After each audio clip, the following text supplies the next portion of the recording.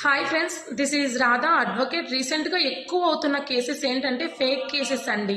ఎలా అంటే ఒక అబ్బాయి మీద గర్జతోనో లేదంటే ఆ అబ్బాయి ద్వారా ఏమన్నా అంటే పెళ్లి చేసుకోవాలి అతనికి ఇష్టం లేకుండా పెళ్లి చేసుకోవాలనే దురుద్దేశంతోనో లేదంటే అతని నుంచి అమౌంట్ రాబట్టడానికో ఇప్పుడు చాలా మంది కొంతమంది అమ్మాయిలు ఏం చేస్తున్నారంటే ఆ అబ్బాయి బలవంతంగా నన్ను బలవంతం చేశాడు అనేసి తప్పుడు కేసులు అనేది పెట్టి వాళ్ళని కోర్టుకు అనేది పిలిపిస్తున్నారండి. సో అలాంటి టైంలో మీరు ఏంటంటే ఆ అమ్మాయిని బలవంతం చేయలేదు, ఆ అమ్మాయిని ఒక ఫ్రెండ్ దృష్టితోనే అమ్మాయికి ఇన్ని రోజులు చలువుగా ఉన్నాను అని కనుక మీరు ఎవిడెన్స్ కనుక మీ దగ్గర ఉండి మీరు మీ కోర్టులో నిరూపించగలిగితే ఆ అమ్మాయికి 6 నుంచి 2 సంవత్సరాల కఠిన కారాగార శిక్ష వేయొచ్చు, మరియు జరిమానా కూడా విధించబడుతుంది.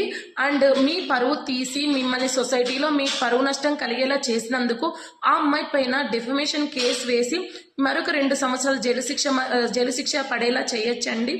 సో ఇలాంటి అమ్మాయిలు కూడా ఇప్పుడు సొసైటీలో ఉన్నారని ఒక ఉద్దేశంతోనే నేను ఈ పాయింట్ షేర్ చేసుకోవడం జరిగిందండి.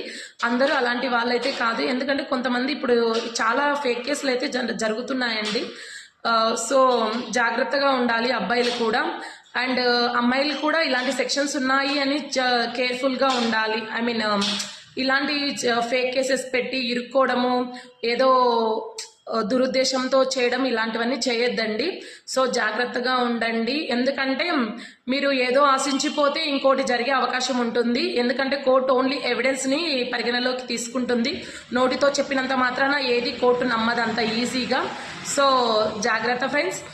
ఇలాంటి మరిన్ని అప్డేట్స్ కోసం మన పేజ్ని లైక్ చేయండి, షేర్ చేయండి. ఏమైనా డౌట్స్ ఉంటే కామెంట్ బాక్స్లో కామెంట్ చేయండి. Thank you.